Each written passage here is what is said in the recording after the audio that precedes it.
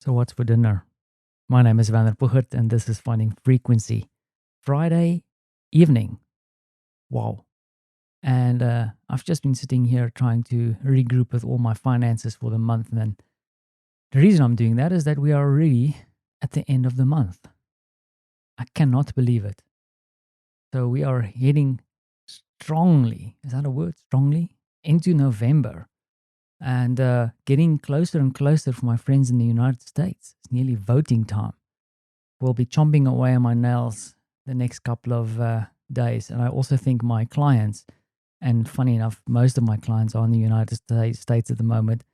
I expect next week is going to be a very quiet and slow week. It's funny. We also, most of our virtual events and things that I help them with, we've suspended them for the next week because we know that people are, especially in that area, going to be completely focused on something else. I'm hoping for a positive outcome. I have to.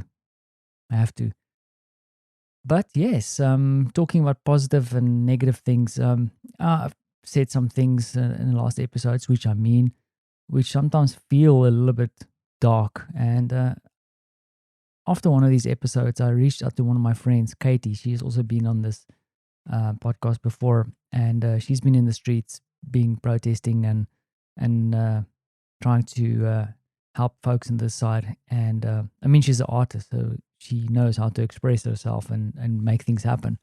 And as I was talking to her on the phone, you kind of feel like this bit of negativity, like, man, I want to just go back to South Africa. But you also know that there is these kind of, every place has its problems. But then I started thinking about what Katie's doing and some of the ladies that I spoke to during the week who are doing their thing and doing what they can to protest and express themselves. And I realized like each one of those human beings are a little bit of light in what I think or what I perceive to be this little bit of darkness. So the more lights we add, the brighter it'll get.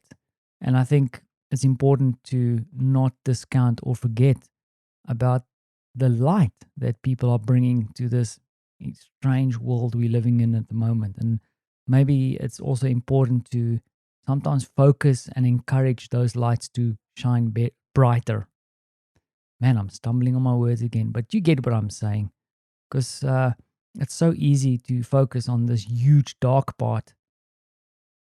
Let's feel those little lights, because if we bring all those little lights together, who knows what can happen. And that's how I feel as I end this week. I feel positive, and so much to consider, so much to be wary about, and to think about. And on the side of that, also thinking about when my son's going to get home. He's still with his grandma in the countryside, and today I understand that he went to go play with his little friend there. Her name is Rosalka, and it's strange. There's also something cool that maybe the extraordinary of the day is that we get to know Francie's friends by their names. So there is a subset of Rosalka, Alex, Shemek. There's one that I'm forgetting now, but he's got a little circle of friends that he's building up. So it's cool. It's really cool. But I'm really excited to get him home, because on his chair as a box, I did not dare to open it up. It came from the locker, and it's waiting for him. It's his little plastic chainsaw, and he's been asking about it. So yeah, I think I should try and record that and see and let you hear his reaction when he gets his chainsaw. Yeah, that's some homework for me. Cool. I hope you have some cool stuff planned for the weekend. I know that for many of us, we are facing lockdown. We are in lockdown. We are distancing. So perhaps think about how you can make things interesting for yourself around your own home and where you are. Because sometimes we take our own little nests for granted. Cool. I'll leave it there. Enough preaching. Now it's time for weekend and coffee. Thanks for listening.